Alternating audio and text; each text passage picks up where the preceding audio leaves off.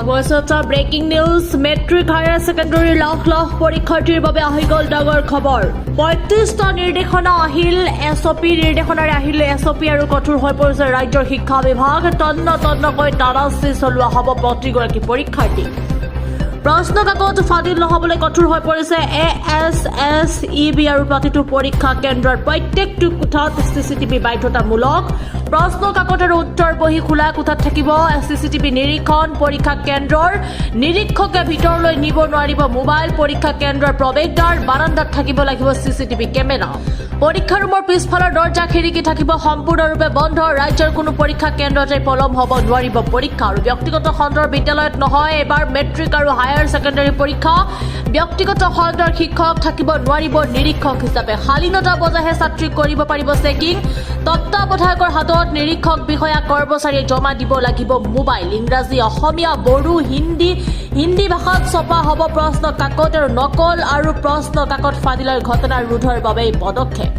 আমি পুনৰবাৰ জনাবলৈ চেষ্টা কৰিম এই মুহূৰ্তৰ এটা গুৰুত্বপূৰ্ণ খবৰ matric higher secondary lakh lakh পৰীক্ষাৰ্থীৰ বাবে আহি গ'ল ডাঙৰ খবৰ ৩৫টা নিৰ্দেশনাৰে আহিলে এবাৰ এছঅপি কঠোৰ হৈ পৰিছে ৰাজ্যৰ শিক্ষা বিভাগ তন্নকৈ তালাচী চলোৱা হ'ব প্ৰতিগৰাকী পৰীক্ষাৰ্থীক প্ৰশ্ন কাকত ফাদিল নহবলৈ কঠোৰ হৈ পৰিছে এএছএছইবি আৰু প্ৰতিটো পৰীক্ষা কেন্দ্ৰৰ প্ৰত্যেকটো কোঠাত থাকিব চিচিটিভি বাধ্যতামূলক প্ৰশ্ন কাকত আৰু উত্তৰ বহি খোলা কোঠাত থাকিব চিচিটিভি নিৰীক্ষণ পৰীক্ষা কেন্দ্ৰৰ নিৰীক্ষকে ভিতৰলৈ নিব নোৱাৰিব মোবাইল ফোন পৰীক্ষা কেন্দ্ৰৰ প্ৰৱেশদ্বাৰ বাৰান্দাত থাকিব লাগিব চিচিটিভি কেমেৰা পৰীক্ষা ৰুমৰ পিছফালৰ দৰ্জা খিৰিকী থাকিব সম্পূৰ্ণ বন্ধ ৰাজ্যৰ কোনো পৰীক্ষা কেন্দ্ৰতে পলম হ'ব নোৱাৰিব পৰীক্ষা ব্যক্তিগত খণ্ডৰ বিদ্যালয়ত নহয় মেট্ৰিক হায়াৰ ছেকেণ্ডাৰী পৰীক্ষা আৰু ব্যক্তিগত খণ্ডৰ শিক্ষক থাকিব নোৱাৰিব নিৰীক্ষক হিচাপে শালীনতা বজাইহে এইবাৰ ছাত্ৰী কৰিব পাৰিব চেকিং আৰু তত্ত্বাৱধায়কৰ হাতত নিৰীক্ষক বিষয়া কৰ্মচাৰীয়ে জমা দিব লাগিব মোবাইল ইংৰাজী অসমীয়া বড়ো আৰু হিন্দী ভাষাত ছপা হ'ব প্ৰশ্ন কাকত নকল আৰু প্ৰশ্ন কাকত ফাদিলৰ ঘটনা ৰোধৰ বাবে এই পদক্ষেপ শিক্ষা বিভাগৰ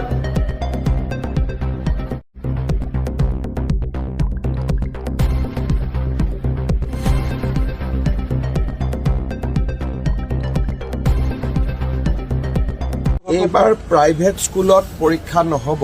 আৰু হায়াৰ ছেকেণ্ডাৰী মেট্ৰিক দুয়োটাই চৰকাৰী স্কুলতে অনুষ্ঠিত হ'ব আৰু পৰীক্ষাৰ যিবিলাক নিৰীক্ষক ইনভিজিলেটৰ তেওঁলোকো আগে পিছে আমি প্ৰাইভেট বিদ্যালয়ৰ শিক্ষক শিক্ষয়িত্ৰীক আনো এইবাৰ সিদ্ধান্ত লোৱা হৈছে যে প্ৰাইভেট স্কুলৰ শিক্ষক শিক্ষয়িত্ৰী নাথাকিব কাৰণ ক'ৰবাত কিবা ভুল হ'লে প্ৰাইভেট স্কুলৰ শিক্ষক শিক্ষয়িত্ৰীৰ ওপৰত চৰকাৰৰ কৰ্তৃত্ব নাথাকে আমি একশ্যনো ল'ব নোৱাৰোঁ সেইকাৰণে এইবাৰ আমি কৈছোঁ যে যিহেতু বহুতখিনি নিযুক্তিও হৈ গ'ল সেইকাৰণে চৰকাৰী বিদ্যালয়ৰ শিক্ষক শিক্ষয়িত্ৰীসকলেই পৰীক্ষাৰ নিৰীক্ষণৰ দায়িত্ব ল'ব এতিয়াতো কোনো শ্বৰ্টেজ নাই যোৱা কেইদিনমানত 10,000তকৈ বেছি শিক্ষক শিক্ষয়িত্ৰী নিযুক্তি হৈছে আৰু ফেব্ৰুৱাৰী মাহত আৰু 5,000 মান শিক্ষক শিক্ষয়িত্ৰী নতুনকৈ নিযুক্তি হোৱাৰ সম্ভাৱনাও আছে গতিকে মোৰ মতেদি শ্বৰ্টেজটো নায়েই কোনোবা জিলাত ছাৰপ্লাছে থাকিব পৰীক্ষাৰ কাৰণে পঢ়ুৱাৰ কথাটো বেলেগ পৰীক্ষাৰ নিৰীক্ষণৰ কাৰণে যি শিক্ষক লাগিব অলপ বেছিকৈ থাকিব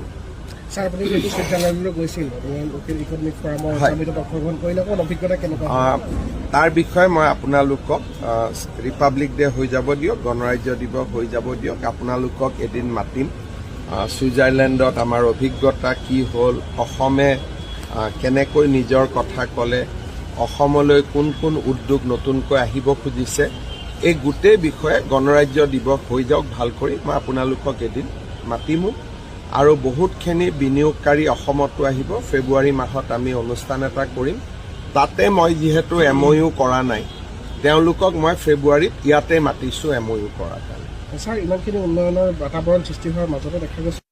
তেওঁলোকে প্ৰত্যেক বছৰে কৰে যেতিয়ালৈকে চুক্তি নহ'ব তেতিয়ালৈকে তেওঁলোকে গণৰাজ্য দিৱস